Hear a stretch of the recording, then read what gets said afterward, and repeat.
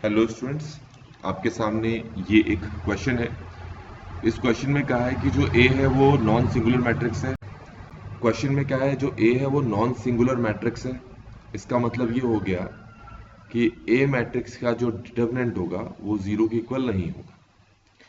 अब हम आते हैं ये तीनों के तीनों ऑप्शंस को चेक करते हैं।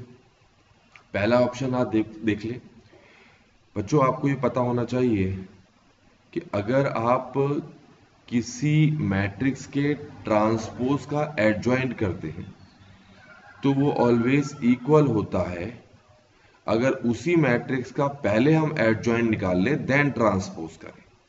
इसका मतलब है किसी मैट्रिक्स ए का पहले ट्रांसपोज किया फिर उसका एडजॉइंट निकाला तो वो ऑलवेज इक्वल होगा उसी मैट्रिक्स ए का पहले आप एडजॉइंट निकाल लो और देन ट्रांसपोज करो। तो ये स्टेटमेंट ट्रू है।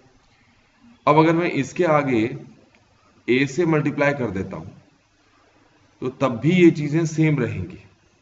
तो इसका मतलब ये होगा कि पहली स्टेटमेंट ट्रू है। अगली स्टेटमेंट कहा है कि ए स्क्वायर ए के इक्वल है और ए के एक आइडेंटिटी मैट्रिक्स है। आपको पता है जो आइडेंटिटी मैट्रिक्स होते हैं एन ऑर्डर के, उनको ऐसे लिखा जाता है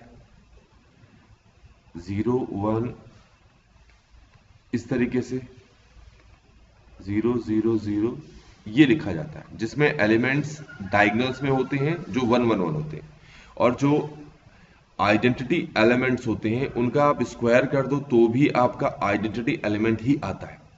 तो आपसे कहा है कि ए एक आइडेंटिटी एलिमेंट है तो उसका स्क्वायर भी ए ही होगा जो इटसेल्फ एक आइडेंटिटी मैट्रिक्स है। मैं आइडेंटिटी एलिमेंट बोल रहा हूं, आइडेंटिटी मैट्रिक्स। उसका क्यूब भी कर दोगे तो भी वो सेम ही रहेगा। तो किसी भी आइडेंटिटी मैट्रिक्स का क्यूब करो या उसकी पावर 4 करो तो भी वो आपको ए ही आंसर देगा। तो इसका मतलब ये हो गया कि जो डी ऑप्शन है हमारे आंसर के साथ मैच करता है।